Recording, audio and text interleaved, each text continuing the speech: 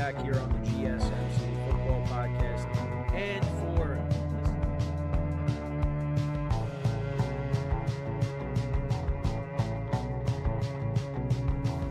all right, and we are back here on the GSMC Football Podcast, and for the final.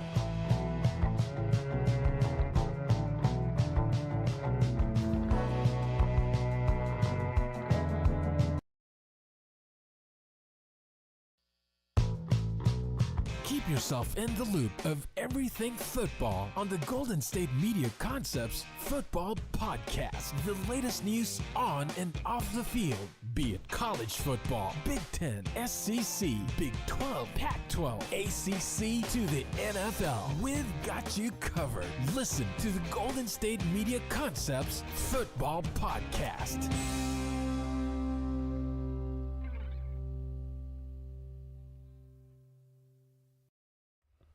And welcome everybody to another edition of the GSMC Football Podcast, brought to you by the GSMC Sports Network. As always, I'm your host, Kenneth Gruenfelder, and it's great to have you guys here on this Tuesday, April 30th, the last day of April. We have a lot to talk about on the show today. Before I get into that, just want to remind you guys, as always, to tip or donate and get your comments recognized, make sure to go to the following link, that is gsmcpodcast.net. Again, that really helps the show, makes the show more interactive between myself, the host, and you guys, the viewers. Again, that is gsmcpodcast.net. And as always, it is displayed on the ticker at the bottom of the show segment down below. So with that being said, let's get into what we are going to talk about for today. So we're going to start off the show. We're going to talk about Travis Kelce getting a contract extension that now makes him currently the highest paid tight end in the NFL, and well-deserved. I will also add to that. Then we'll also talk about the Dallas Cowboys. Well, we'll also talk about the Chiefs draft class and what they did. But then the second part of the show, we'll talk about the Dallas Cowboys. They brought back Ezekiel Elliott on a one-year deal, and that was something that was kind of brewing from after the draft. They met again last week, and they were getting closer and closer to reaching a deal, and it eventually happened. So they bring him back into the fold, so we'll talk about that, as well as what the Cowboys did with their draft as well. Then in the third part of the show, we'll talk about the Pittsburgh Steelers and what they did with their draft, as well as the Jets in the final part of the show as well. So 4 more teams. We'll talk about their drafts. Again, I want to try to at least get to every team and what they did with their drafts. But, I mean, there's different ways that I could do that, but this is kind of how we're doing it, at least for now. So, and tomorrow, the NFL.com came out with more power rankings, so I was going to go over those tomorrow and give you my thoughts, the post-draft power rankings. So, let's get into the first part of the show, which is talking about Travis Kelce signing a contract extension. So, it's a 2-year extension, and the specifics of the deal, it's worth $34.25 million, making him the highest paid tight end in the league on an annual basis. And like I said, he deserves that. The deal effectively gives Kelce a $4 million raise in 2024 with an average annual salary of about $17 million. And Kelce has been consistent. If there's one thing you could say about Travis Kelce, is that he's been consistent. And over 11 NFL seasons, he has accumulated 907 receptions, over 11,000 receiving yards, and 74 touchdowns, earning 9 Pro Bowl nods and 4 first-team All-Pro selections. And again, like I said, has been consistent pretty much his whole career. And last year, it was a little bit of a struggle for him. He dealt with some injuries throughout the season, and many people thought this is the beginning of the end for Travis Kelce. But once we got to the playoffs, that was not the case. That was not the case, because he played really well, played well in the Super Bowl, and the Chiefs once again reached the mountaintop and won their second straight Super Bowl. And now they're looking to three-peat. And what have I talked about a couple times this offseason is talking about Patrick Mahomes and how, Andy Reid and Travis Kelce, at some point they're going to be leaving. Well, Travis Kelce got a 2-year extension. And right now, I think he's 34. So this would take him to when he's 36. So, and that could very well be the end after that, after this contract is up. So yeah, Travis Kelce is 34. He's going to be 35 in October.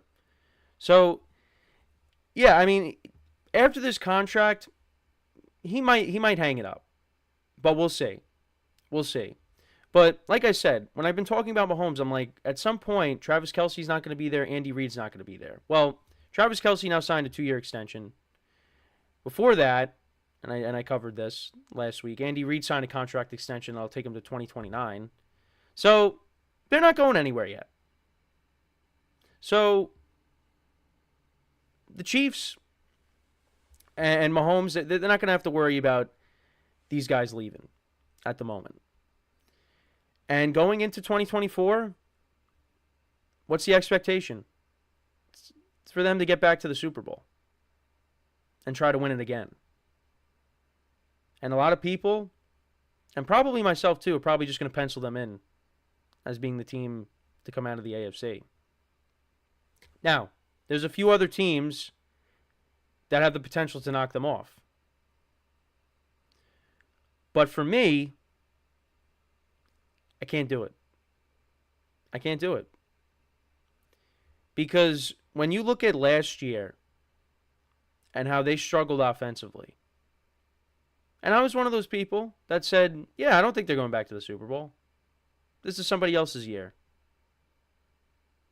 And despite that, and the drops at receiver and Kelce being banged up, didn't matter. Because once we got to the playoffs, this team turned it around. They flipped that switch, and they were off and running. Beat the Dolphins, went on the road, beat the Bills, beat the Ravens, and then you beat the 49ers in overtime in the Super Bowl. And you capture another Super Bowl championship. And now going into this year, they should be better on offense. Now, again, we still got to see how this whole Rashee Rice situation plays out. But the Chiefs have addressed the wide receiver position.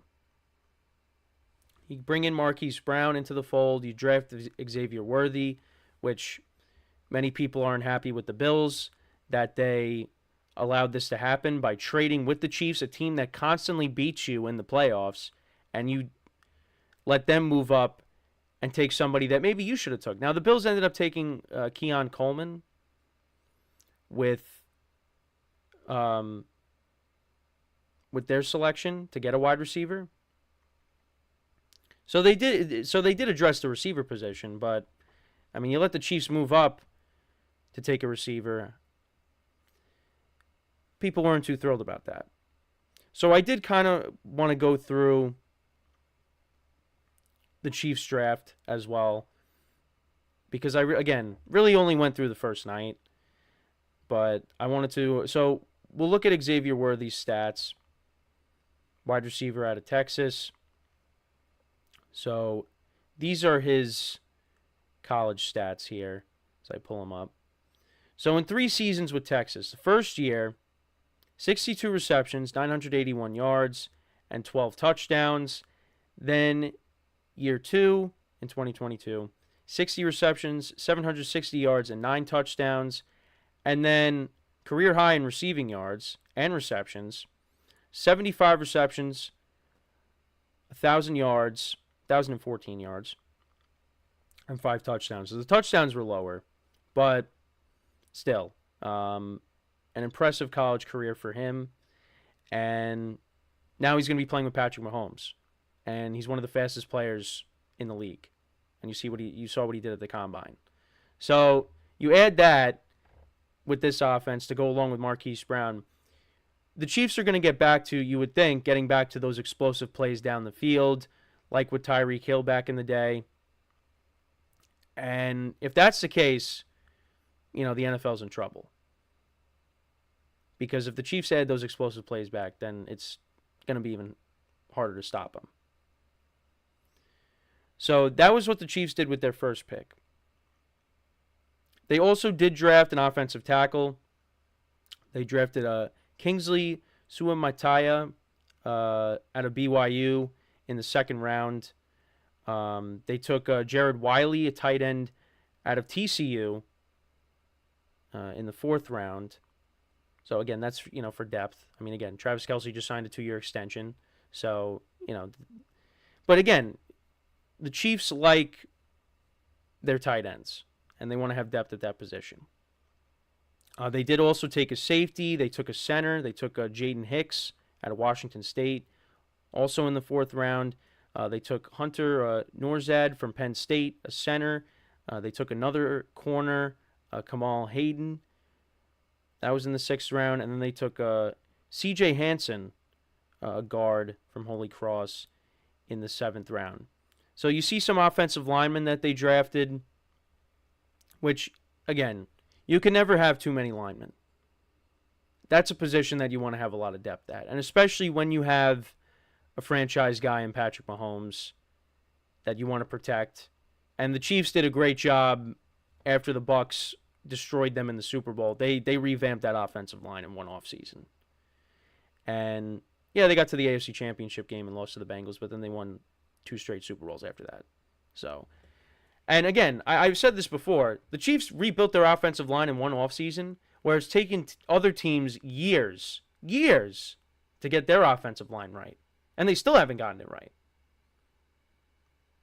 And I'm referring to my team, but hopefully this year that's not the case, and the offensive line will be solid from day one.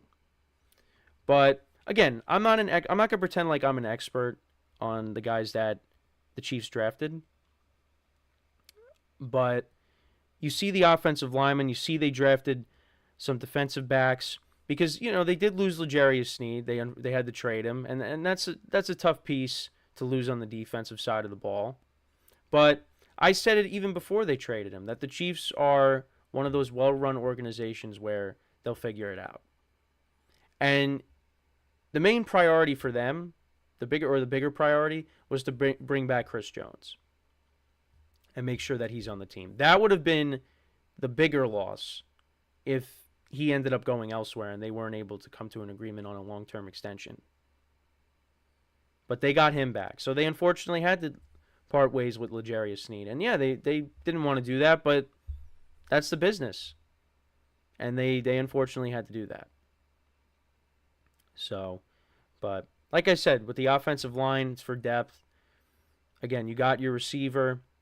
So you got to like what the Chiefs did with their draft. At least, adding depth to the offensive line. Xavier Worthy is now one of the fastest players in the NFL. I'm excited to see what this offense can do now next year. Because now you got 2 speedsters in Marquise Brown and Xavier Worthy. Travis Kelce's hopefully healthy. You got Pacheco coming out of the backfield. Let's see what this offense can do. Let's see what they could do. I mean, I think they're going to be... It's going to definitely be better than 2023. But again, even when they struggled, they still ended up winning the Super Bowl. So, looking forward to see what they end up doing in 2024. They did also bring in an undrafted free agent, Curtis Jacobs, a linebacker, as well. I just wanted to bring that up. But, yeah, let me know what you guys think about what the Chiefs did with their draft. How would you grade it? Again, like I said, adding depth to the offensive line, getting your receiver, that was important. And I expect the defense to still, be like they were in 2023. They were a solid unit, and I think that'll continue next year. So, yeah, I mean, the Chiefs did a good job. So, and again, they signed their tight end to a 2-year extension, so he's not going anywhere just yet. And, of course, you still got Patrick Mahomes, who is the best quarterback in the NFL currently. So, but, yeah, let me know what you guys think about what the Chiefs did. And with that being said now, we're going to take our first break of the show. And then when we come back, we'll talk about the Dallas Cowboys, them bringing back an old friend in Ezekiel Elliott. And I'll talk about that and what the Cowboys did with their draft as well. So, with that being said, stick around, and we'll be right back here on the GSMC Football Podcast. I feel like I'm losing my mind. Is everybody in the world blind? Please, Lord, give me a sign, a sign. I feel like I'm losing my mind. Is everybody in the world blind? Please, Lord, give me a sign, a sign. I wanna be the greatest. Everybody on the fake shit. I look around and feel like everybody is the fakest. I make this every day and I'm impatient, hoping one day I blow up from the basement. Statement, the top is so vacant. I don't hear shit that I think is amazing. Waiting for my day when I'm playing sold out shows for 1,000 faces. Hey, give me that crown, get in my way and to be put down. It ain't your place, all this my town. If I want that shit, then I'll get it right now. I'm losing it, the noose it fits. I'm losing shit, a stupid myth. You choose to live or choose to dip. You choose to fight or lose your grip and lose a gift. I feel like I'm losing my mind. Is everybody in the world blind? Please, Lord, give me a sign, a sign. I feel like I'm losing my mind. Is everybody in the world blind?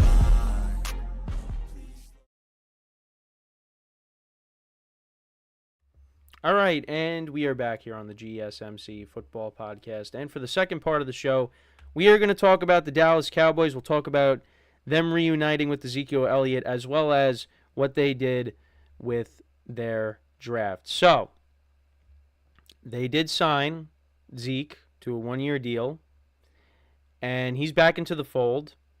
So, the Cowboys this offseason, they signed Eric Hendricks, Royce Freeman, and Ezekiel Elliott. Now, again, context does matter. You can look at some of the guys that they have to pay and their cap space situation. And you could say, okay, kind of makes sense why they didn't make a ton of moves. But, again, this comes off of Jerry Jones saying we're all in. Well, what does that mean? If you're just going to go out there and sign a couple of running backs and a linebacker. What does that mean? Because when you think all in, you're thinking, all right, well, they're going to make trades. They're going to sign people. Yeah, I mean, they signed a few players, but, two of them are for one position, and you signed a linebacker. Now, with Ezekiel Elliott coming back into the fold, and I know NFL social media accounts, they're posting up, Zeke's back, and you're showing all his highlights from his rookie season. Now, that was back in 2016. That's going to be 8 years ago. Ezekiel Elliott is not the same player. He's not. So the Cowboys are not getting that player.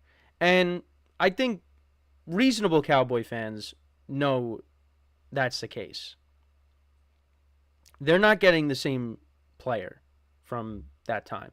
Because Ezekiel Elliott, his rookie season, was arguably the best running back in the NFL. He was unbelievable. And people say he should have won Offensive Rookie of the Year over Dak. And even Dak said it, I'm pretty sure. Or at least they both should have won it together. Because they both played well in 2016. And many people looked at the Cowboys at the time as it being Zeke's team. And then it kind of transformed into Dak's team. And then, Zeke started to decline, and you had Tony Pollard coming into the fold. And, in 2022, it was Tony Pollard running the ball most of the time. And Zeke would come in. He would still be that goal line running back. And, if Pollard got hurt or something, Zeke would get put in. But, yeah, that was Tony Pollard in 2022. But you know what? It worked. It was a nice duo that you had, with Pollard being the lead guy, and then you had Zeke as well. But then they let Zeke go, And he went to the Patriots for a season. And now he's back again. And you got Rico Dowdle, Deuce Vaughn, and Royce Freeman to go along with Zeke. So I guess that's what they're going to roll with going into 2024. That's going to be their running back room. So I think for the Cowboys, they're really banking on one of their younger guys in Dowdle, in Deuce Vaughn, to pop off and be that guy. And then you have Zeke as well. I mean, I guess that's how I look at it. Maybe I'm wrong, and Zeke is the RB1. But I don't think so. I think it's going to... You would think it's going to be either Dowdle or Deuce Vaughn. You know, Royce Freeman was brought in for depth. But, you know, bringing in Ezekiel Elliott, it's not like you'd be like, oh, well, yeah, they're bringing him in for depth, but he's been there before. So he's going to have a role on this team. But I can't look at him as you're the lead back, because that's not who he is anymore. Now, could he prove us all wrong?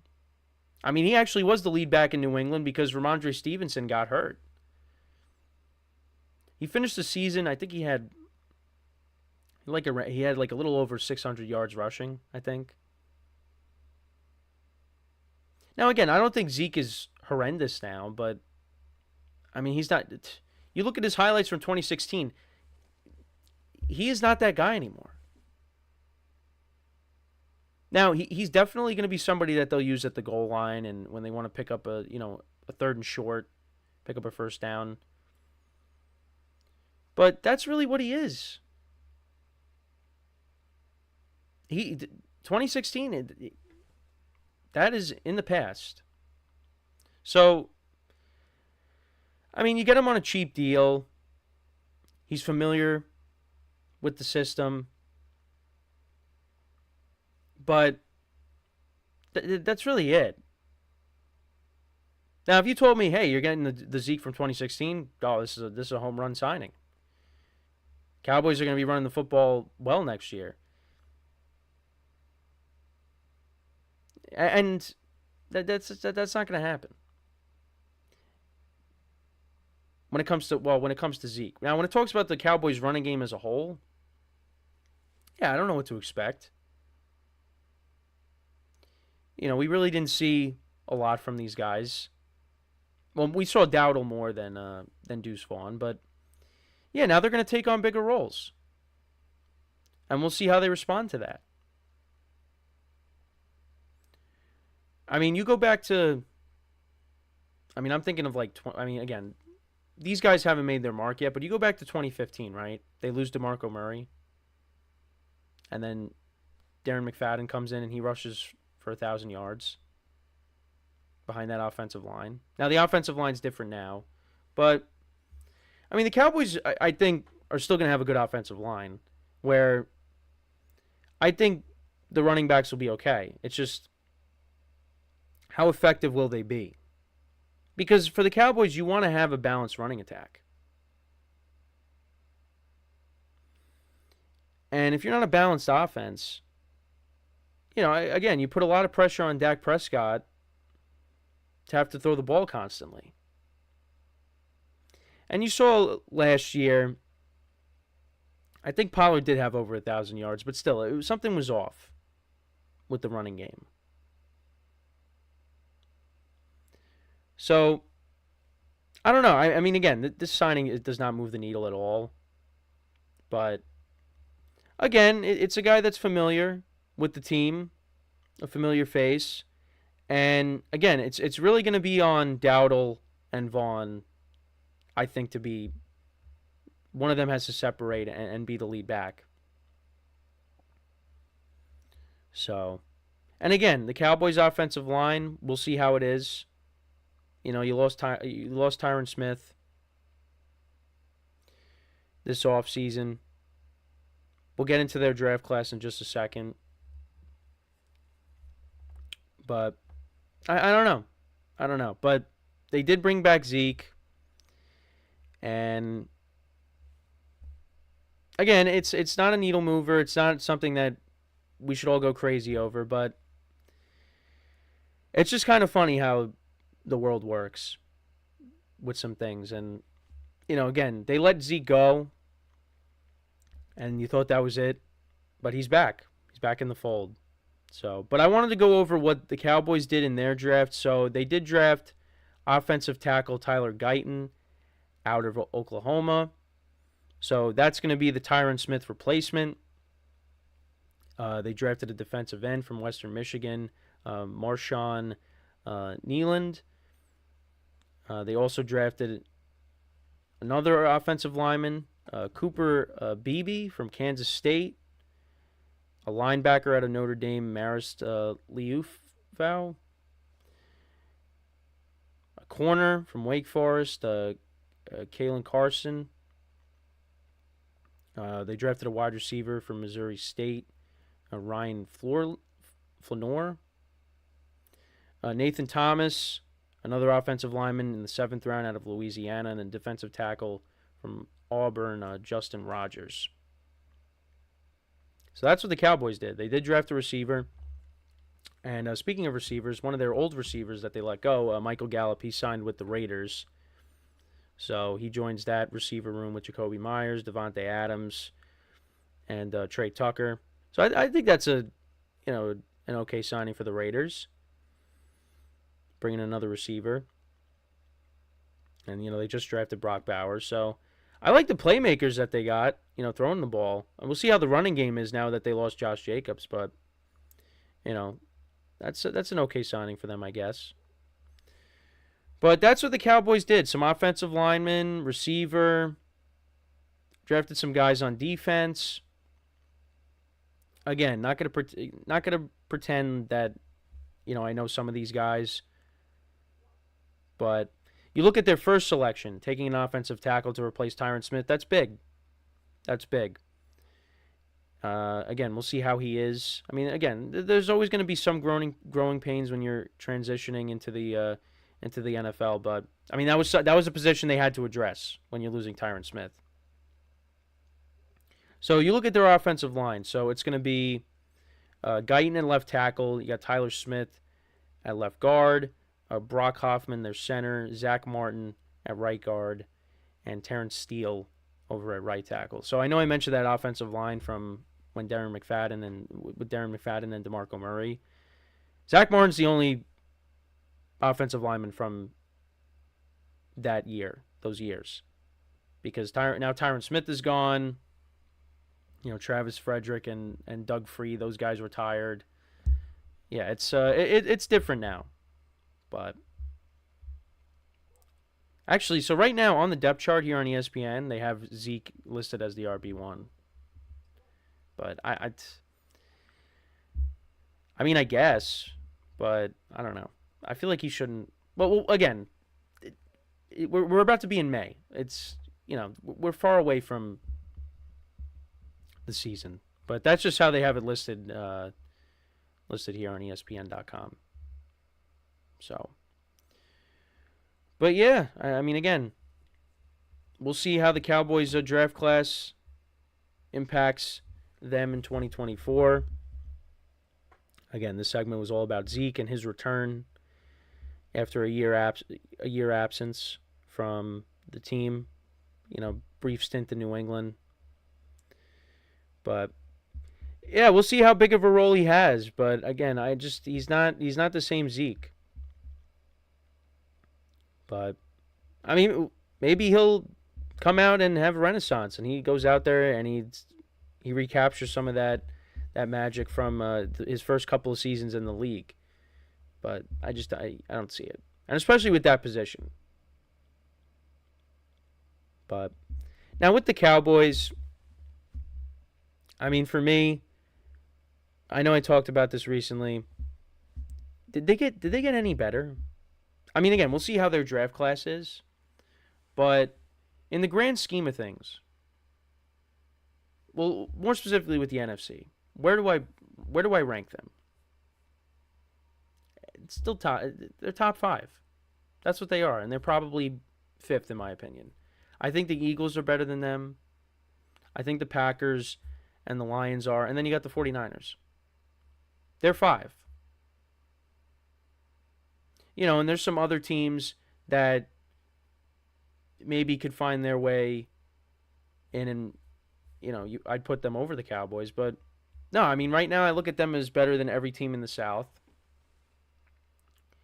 I'd still put them over the Bears and the Vikings because, those two teams, they got rookie quarterbacks, and the Vikings are probably going to be starting Sam Darnold week 1, I would imagine, but I could be wrong. And then I would probably still put them over the Rams. The Rams, I think they're a little bit outside the top 5 at the moment, especially because Aaron Donald retiring. But and the Rams, we'll talk about their draft class as well, but they did go heavy on defense in the draft. So, but that's where the Cowboys are, I think. Top 5 team in the NFC, but they're 5, in my opinion. But let me know what you guys think about that. So, before we go into our next break, just want to remind you guys again to tip or donate and get your comments recognized. Make sure to go to the following link. That is gsmcpodcast.net. Again, that really helps the show, makes the show more interactive between myself, the host, and you guys, the viewers. Again, that is gsmcpodcast.net. And as always, it is displayed on the ticker at the bottom of the show segment down below. So when we come back from our second break of the show, we'll talk about another team's draft that I liked, and that was the Pittsburgh Steelers. We'll talk about what they did, and that is what we'll do when we come back from our second break of the show. So with that being said, stick around, and we'll be right back here on the GSMC Football Podcast. Looking for your daily fix of sports talk without having to pay for it? GSMC Sports Network is available on YouTube. Just search GSMC Sports Network. Get your fix of daily sports talk shows on YouTube, absolutely free. NFL, college football, NBA, MLB, MMA, UFC, fantasy football, and so much more.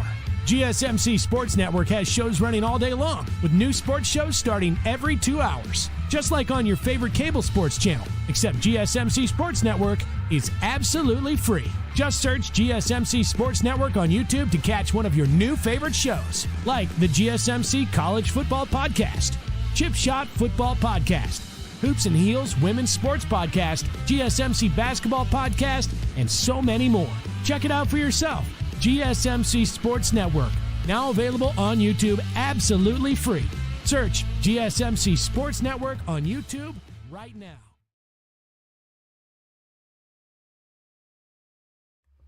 All right, and we are back here on the GSMC Football Podcast. And for the third part of the show, we're going to talk about the Pittsburgh Steelers and what they did with their draft. And their first 3 picks, all pertaining to the offense. They took Troy Fautanu, offensive tackle out of Washington, with their first pick. They took Zach Frazier, a center out of West Virginia, in the second round. And then they took Roman Wilson, a receiver from Michigan, in the third round. And I think, for the offense especially, that was important to do that.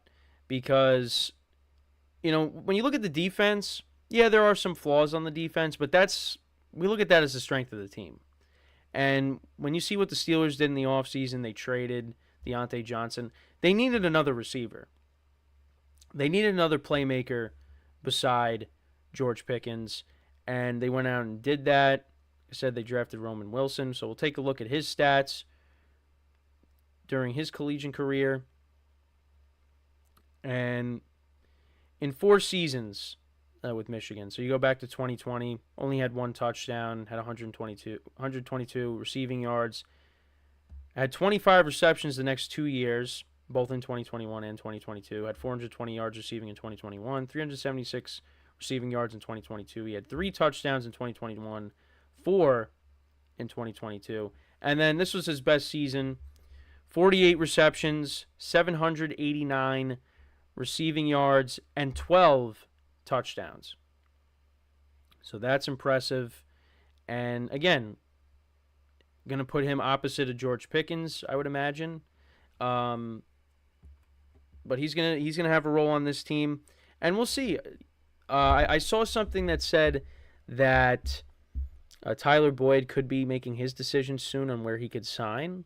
So maybe the Steelers could snatch him from the Bengals. I know there was some. I think talks kind of broke off because they couldn't really come to an agreement on money. So we'll see where Boyd ends up signing. But now you're starting to see some of these guys being signed after the draft. So, we'll see if Boyd is the latest and where he ends up going. Because I think he can help a team out. And I've been campaigning for him for weeks, it seems. But I don't know. I just find it odd that he's still out there because I still think he's a decent receiver. And, I mean, again, you're not asking him to be your number one wide receiver. But I think he's somebody that could still be productive for your team. So we'll see where he ends up going. But back to the Steelers, though. They addressed their needs. Offensive line definitely is something that they wanted to address. Because, when you had the killer bees with Le'Veon Bell and Antonio Brown and Ben Roethlisberger, they had a solid offensive line, across the board. With Pouncey and DeCastro, and those guys. That was a solid unit. And now all those guys are gone. So you got to try to, rebuild that. And, and we'll see if that's the case, because they did take a tackle in last year's draft. Right? It was Broderick Jones. So he's at right tackle. So Fautanu, he's going to be at left tackle. Then you got Zach Frazier. Yeah, so at least here on ESPN with their depth chart, they got Zach Frazier at center, number one at center. Then I just said left tackle and right tackle. You got Mason McCormick at left guard, and then James Daniels at right guard.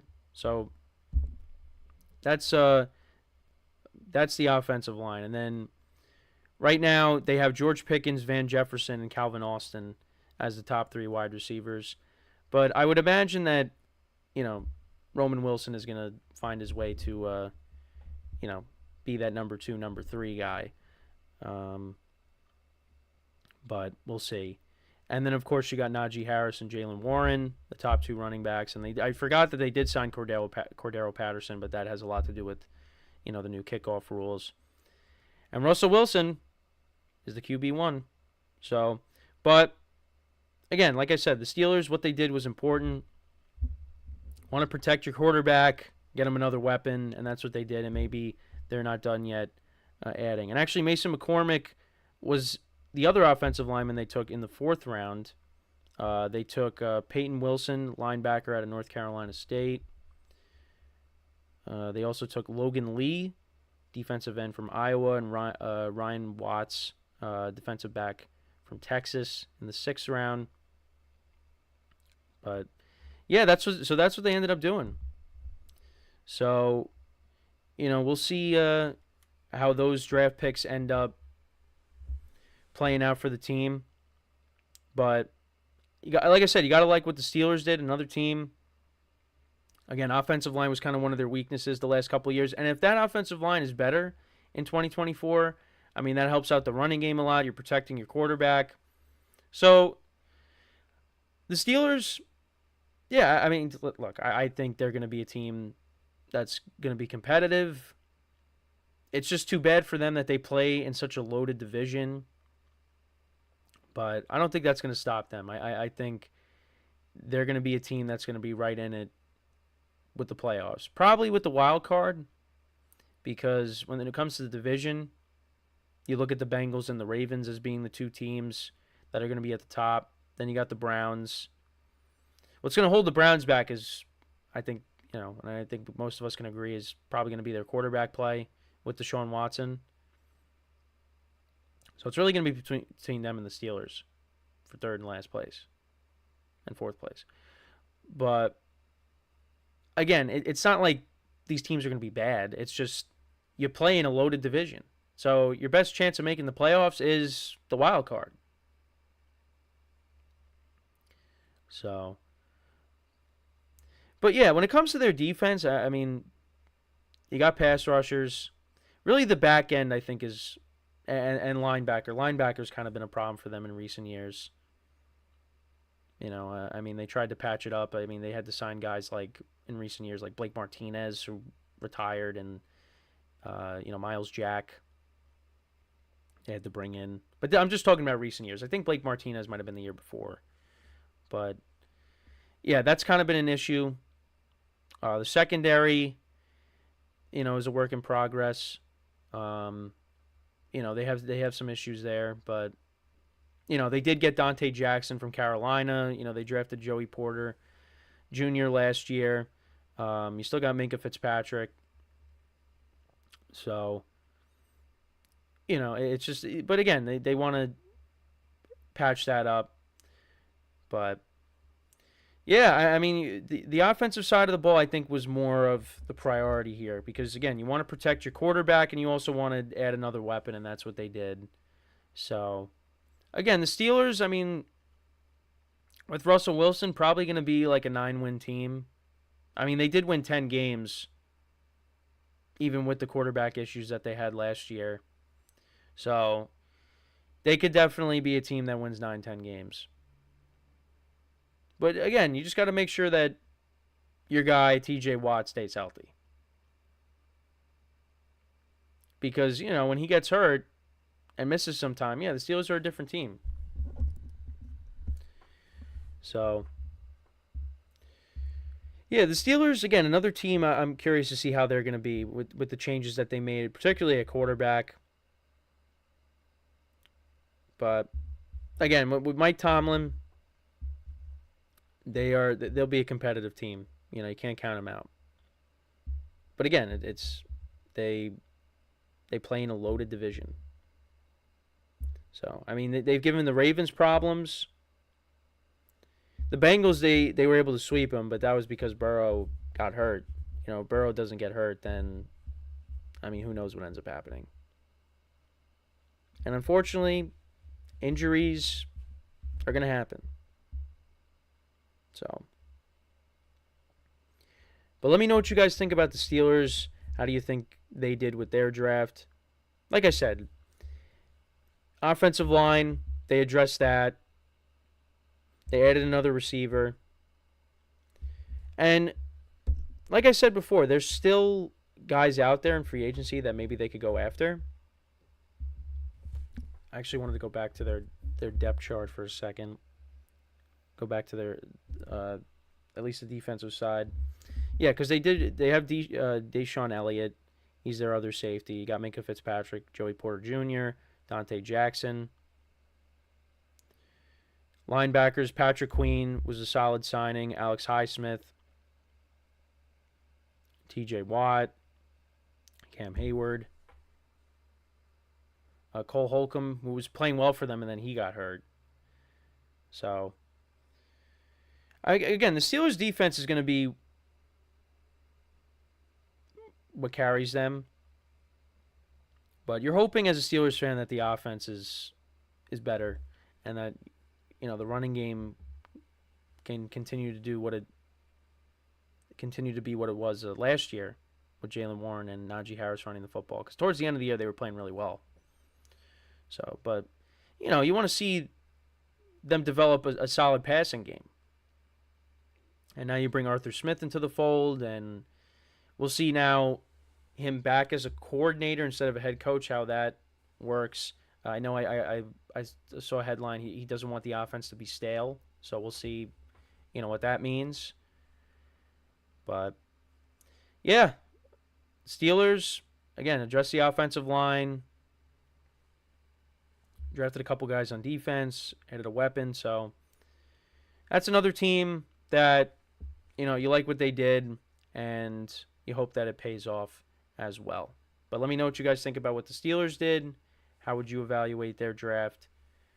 Let me know in the comments. So we're going to take our final break of the show.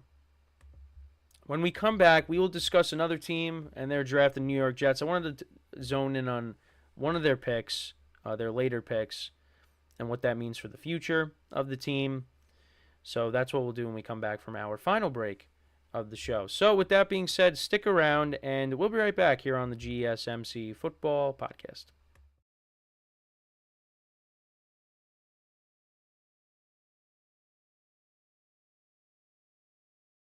For the best and latest podcasts available anywhere, go to the podcast app on your cell phone and type in GSMC to access free content-rich podcasts on health and wellness, book reviews, sports, entertainment, relationships, social media, movies, technology, finance, and even weird news. Subscribe and download the GSMC Podcast Network's family of shows, available everywhere podcasts are found.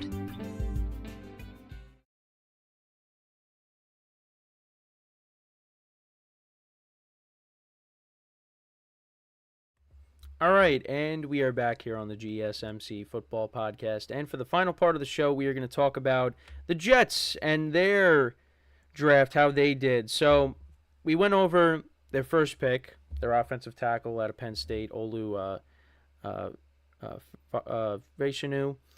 And again, apologize for the mispronunciation, but yeah, they took him with their first pick, and that was the smarter pick as opposed to the splashier pick by taking a Brock Bowers or, well, yeah, I mean, Brock Bowers was still there, but the other receivers were taken, like Roma Dunze was drafted already, and, you know, Neighbors and Marvin Harrison Jr. So that was the right play, taking a tackle. But they did take a receiver from Western Kentucky. They took Malachi Corley with their second pick, so I wanted to pull up his stats.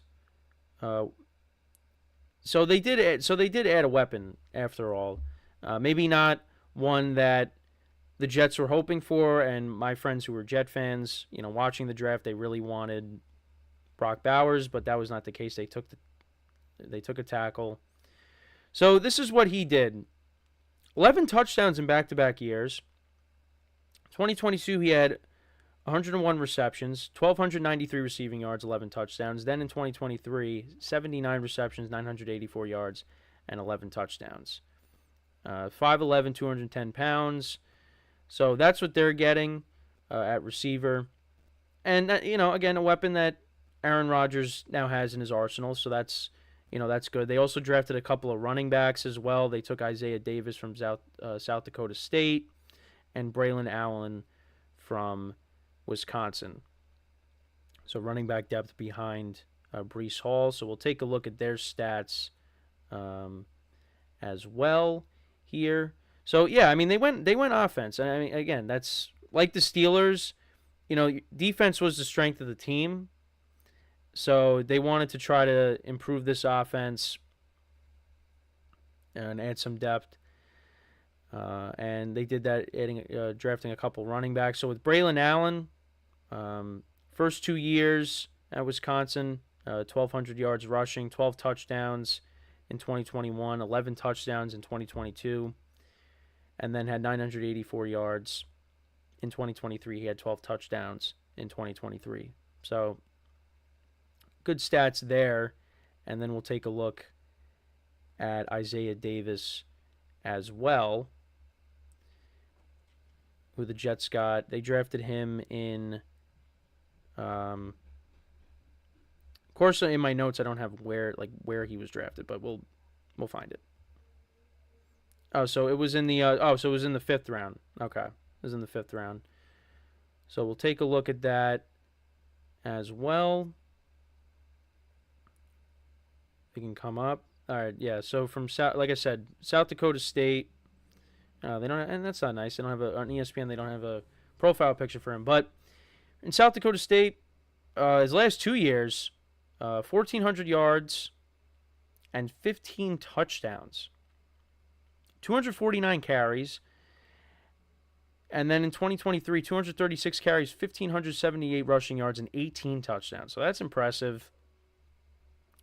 Again, is that going to translate to the NFL? I mean, you're not going to. I mean, not necessarily, but again, that's those are some impressive stats there for him his last 2 years in college.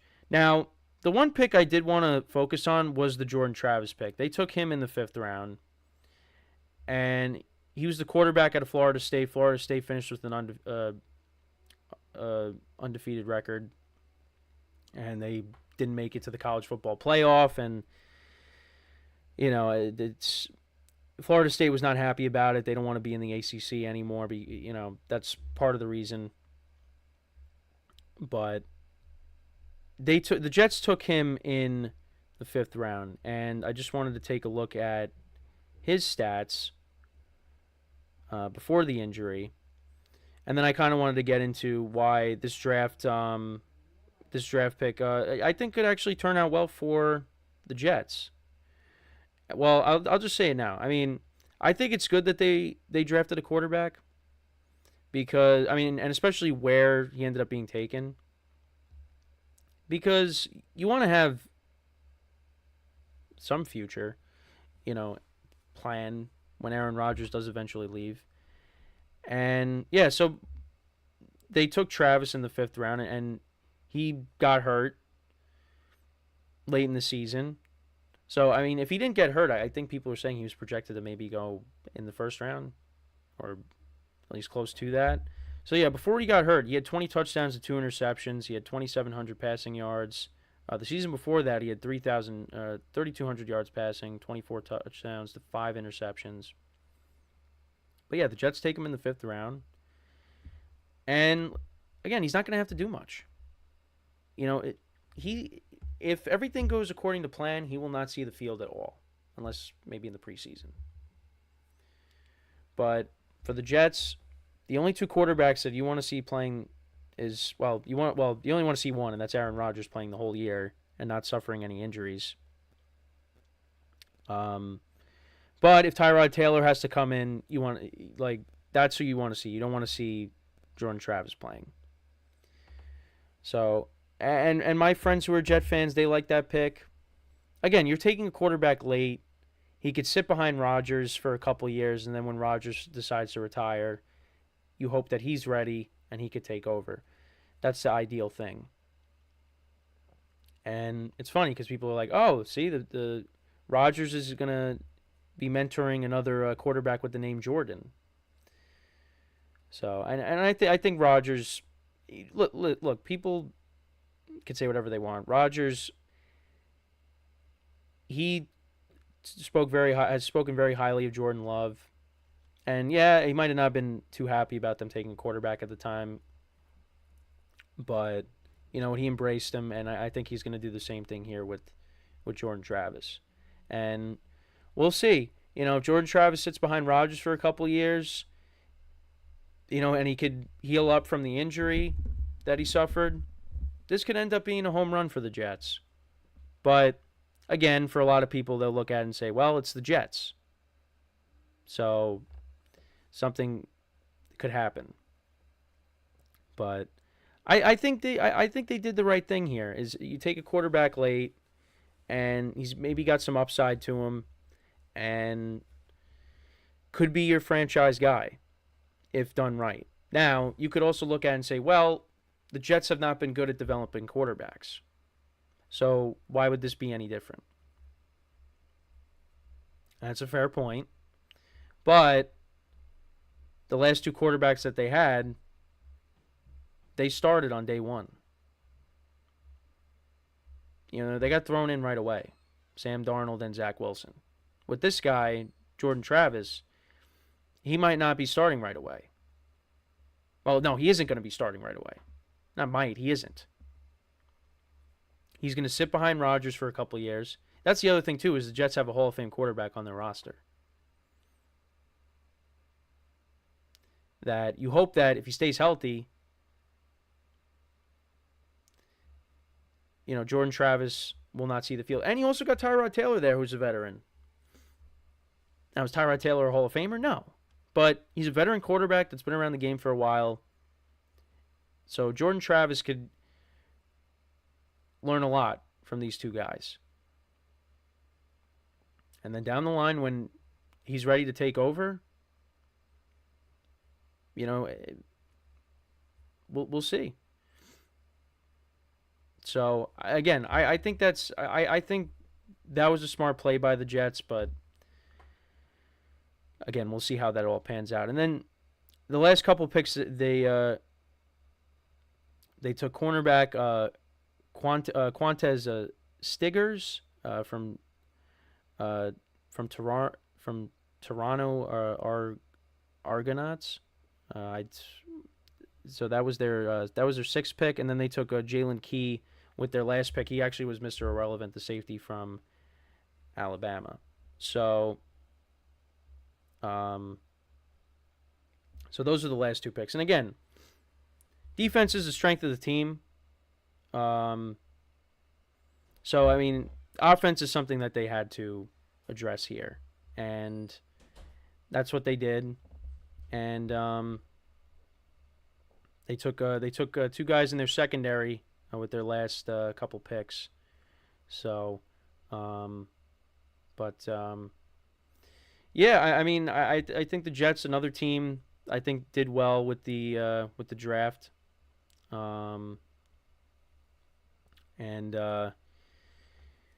Yeah, I mean, we'll see now what they do in 2024, because if everything pans out for them, I think, they could be a team that, I think they could be the favorites to win the division. But it all comes down to Aaron Rodgers and his health, because if he's not healthy, then I don't think it really matters. It's going to be over. But the defense is the strength of the team. They actually did trade John Franklin Myers. They traded him to the Broncos. They had to, because money constraints, so they had to let him go, which, my friends were not happy about that. But they had to part ways with him. But, yeah, it happens, Yeah,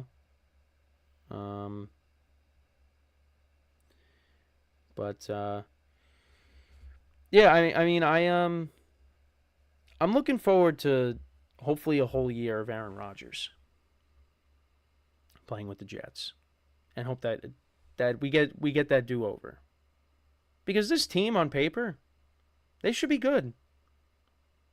And I think, again, drafting an offensive lineman with their first pick, I think, was important, because you got guys on that line that you did bring in, but are you really banking on them playing a full season? At least if they get hurt, you got a backup plan. So I think that was important. And yeah, of course you probably wanted Bowers, add another playmaker, but they did do that anyways. But you want to protect your quarterback, and that was something that I was nervous about going into last year. I'm like, is this offensive line going to hold up and protect Rodgers? And it didn't, because 4 plays in, he was hurt. So that was an important pick. Now, again, you got to see how he plays. If he doesn't play well, then that pick wasn't good. But if he ends up taking on a big role with the team, and you have Tyron Smith or Morgan Moses go down, and he has to step in and protect Rodgers, and he plays well, then yeah, they nailed the pick. But we won't really know until he actually is put in. So. But again, the Jets, I think, did the right thing with their pick.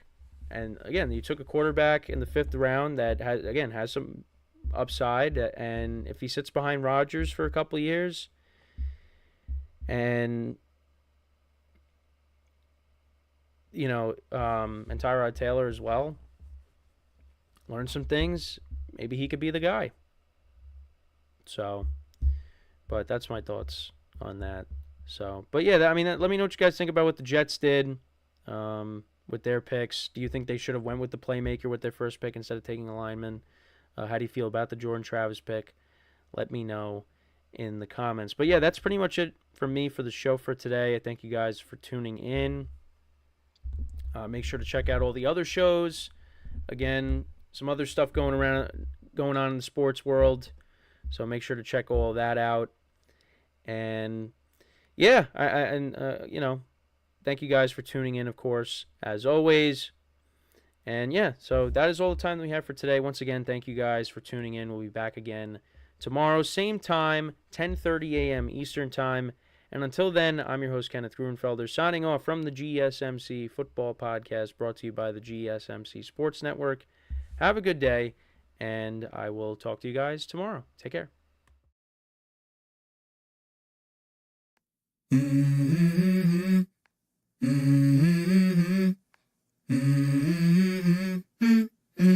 Let's go. I wake up to a little bit of drool on my pillow, feel like it's gonna be a bad day. Yeah, I'm tired of shit, and the coffee ain't hit yet, damn, ain't that great.